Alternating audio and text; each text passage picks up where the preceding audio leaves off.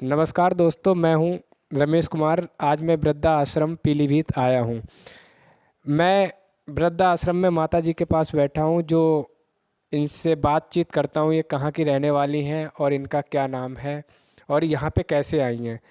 माता जी बताइए, आप कहाँ की रहने वाली हैं? रोहतक की हरियाणा। आप यहाँ पे कैसे आई हैं और क्या मजबूरी है, क्या परिस्थिति से जो आप लड़ रही हैं, यहाँ पे रह रही हैं, तो इसके कुछ बताइएगा। बेटा नहीं है, बेटे की डेथ हो गई। मैं इधर अभी आई नहीं थी, देखभाल कर रही थी। उसको पता चल गया कि आश्रम जा रहे हैं उनकी, फिर अटैक से मौत हो गई। फिर मैं वहीं वापस चली गई।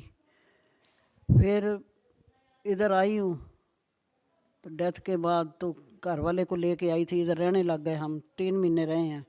वो भी फिर गम के बीमारी बीमार हो गए, लीवर ख़राब हो गया, इसलिए फिर वो भी चलेगा। वापस मैं लेके गई हूँ रोहतक, और चंडीगढ़ में उनकी डेथ हो गई। इसलिए फिर मैं अकेली हूँ, कहाँ जाऊँ, इधर आ गई हूँ। माता जी, आपके बेटे की डेथ हो गई है और आप बता रही हैं आपके जो पति हैं उनकी भी डेथ हो गई है। तो जो आपकी बहू है वो इस टाइम कहाँ रह रही है और कैसे गुजारा चल रहा है उनका?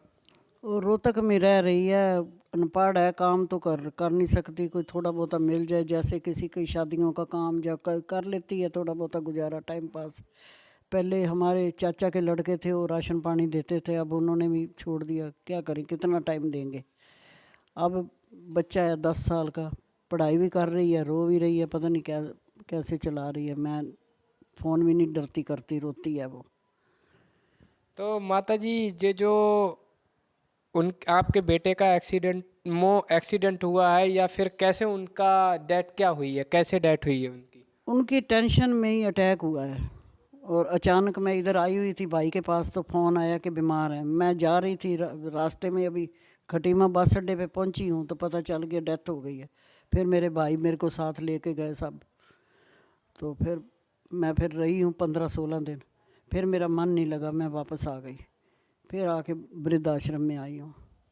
तो आपके भाई ने ये नहीं बोला है कि दीदी आप यहाँ रहें, या आपका मन नहीं लग रहा वहाँ रुकने को, या क्या कैसा है मतलब? मैं 1 महीना रही हूँ, अब डेथ के बाद, हस्बैंड की डेथ के बाद आई हूँ। इन्होंने बुलाया, महीना रही हूँ, मेरा मन नहीं लगा।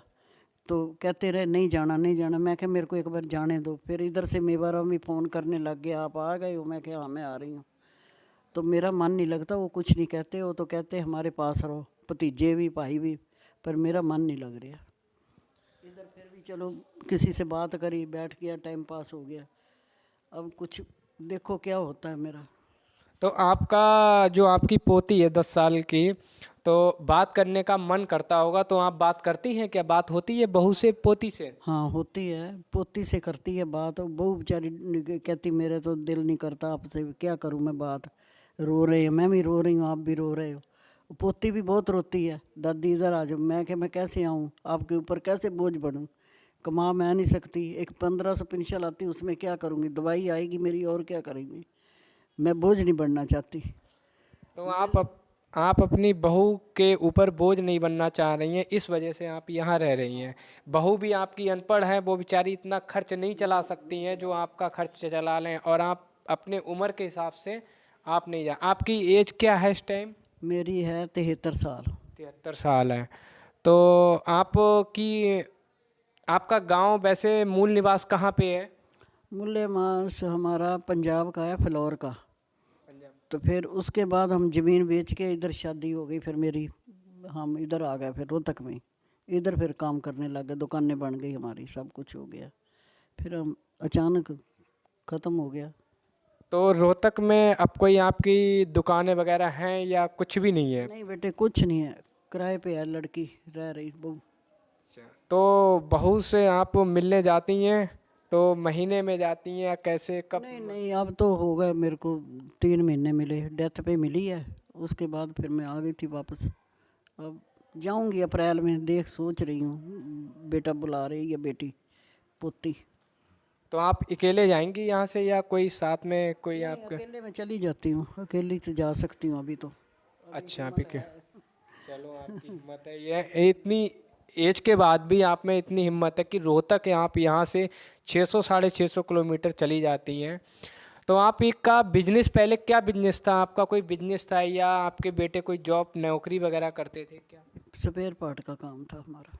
स्पेयर पार्ट्स का काम था। रोहतक में था या फिर अदरवाइज? रोहतक में दुकानें थी, खरादे की, मशीनें सी लगी हुई, पंप टेस्टिंग की, वो भी सब फिर ख़त्म हो गई, कोई करने वाला नहीं रहा। दुकानें भी किराए पे थी, सब ख़त्म हो गया। और फिर हम स्पेयर पार्ट का काम सप्लाई करने लग गए थे बाहर उड़ीसा की तरफ। बस वहाँ पैसा फंस गया और डूब गए। तो पैसा आपका अभी तक कोई नहीं मिला है? तो आपके घर में जो आपके जेठ या देवरानी वगैरह भी कोई? ना, मेरा कोई नहीं है, 2 ननदे हैं बस। 2 नंदे हैं। तो नंदे आपको बुलाती हैं, आप जाती हैं? बुलाती है, रोज़ फ़ोन आते हैं, हम भी करते हैं, हाल चाल पूछते हैं। ऐसी बात नहीं है, मैं रह आती हूँ 15-15 20-20 दिन उनके पास भी। तो आपकी नंदों ने ये नहीं कहा कि आप वृद्धा आश्रम में रह रही हैं तो आप यहाँ पे आ जाइए, भाभी जी यहाँ रह लीजिएगा? इसका कोई? मेरा मन ही नहीं लगता कहीं भी, सब बुलाते हैं पर मेरा मन नहीं लगता, किसी का दोष क्या दूँ। आपका मन नहीं लगता है? तो आपको यहाँ पे खाना वगैरह मिलता है, आराम से रह रही हैं? हाँ ठीक है, सब कुछ ठीक है, ठीक। सभी रह रहे हैं।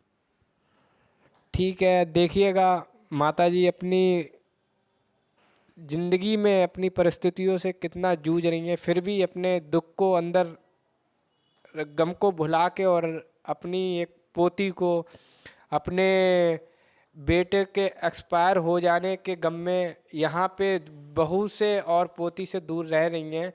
क्यों रह रही हैं? उसका कारण ये है कि हमारी बहू जो है वो अनपढ़ है बेचारी, वो कमा नहीं सकती है इतना, तो उनके ऊपर बोझ ना बनूं, इस वजह से वृद्धा आश्रम में रह रही हैं और अपने जीवन काट रही हैं। भगवान ना करे कि ऐसा किसी के साथ हो जो माता जी के साथ हुआ है। आप लोगों से यही विनती है कि आप अपने जीवन में अपने माँ बाप की सेवा करें, बड़ों का सम्मान करें, आदर करें, ना कि कोई बुजुर्ग मिले तो उसको हम धिक्कारें कि हटो या दूर जाओ, ये जाओ। सबको प्यार दें, कि भगवान सबकी परीक्षा लेता है। आज माता जी सब कुछ खो के, धन दौलत, बेटा, अपने पति और बहू को भी समझो त्यागना ही हो गया है, जो बहू से बात भी नहीं करती हैं, पोती से बात इसलिए नहीं करती हैं क्यों, इनको रोना आता है, साथ में इनकी पोती भी रोती है कि दादी आप यहाँ पे आ जाओ। तो भगवान से यही दुआ करता हूँ कि इनका जीवन जो गुजर रहा है धीरे धीरे सही हो जाए और अपने जीवन में खुशी मिले। बस यही मेरा मकसद वीडियो बनाने का ये है कि माता जी से मैं इसलिए आया, वीडियो बना रहा हूँ कि क्यों रह रही हैं, क्या परिस्थिति है, क्या नहीं है। तो कोई भी सुखी में नहीं आता है वृद्धा आश्रम में, कोई तो अपनी मजबूरी में आता है, कोई अपने बहू और बेटे से दुखी होके आता है, कोई तो इसलिए रह रहा है कि उनका बेटा ही नहीं है, बेटी नहीं है, मजबूरी में रह रही है। तो माता जी का बेटा था वो भी चला गया है, इस वजह से यहाँ पे कमाने वाला कोई नहीं है तो यहाँ पे रह रहे हैं। यही इसीलिए हमने आपको वीडियो बनाई और देखते हैं कि कितनी परिस्थितियों के बाद अपने जीवन में अपनों भगवान को, रब को याद करके काट रही हैं।